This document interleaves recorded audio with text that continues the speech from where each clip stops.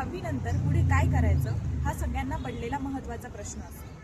10वी नंतर आपण कोणती फील्ड चूज करतो यावर विद्यार्थ्यांचं भविष्य अवलंबून असतं. तर डिप्लोमा हा एक बेस्ट करिअर ऑप्शन आहे, ज्यामुळे विद्यार्थ्यांना अर्ली स्टेजमध्ये टेक्निकल नॉलेज मिळतं आणि इंजिनिअरिंगसाठीचा भक्कम पायासुद्धा तयार होतो. डिप्लोमा कसा करायचा, कुठून करायचा, त्याची पात्रता काय, असे अनेक प्रश्न आपल्यासमोर निर्माण होतात.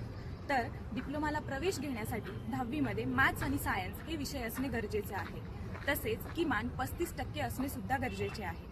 डिप्लोमामध्ये आपल्याला अनेक ब्रांचेस उपलब्ध आहेत, जसे की computer, civil, mechanical, IT, AIML, chemical आणि इलेक्ट्रिकल. सोबतच योग्य कॉलेज निवडणंही तितकंच महत्त्वाचं असतं. आता योग्य कॉलेज का?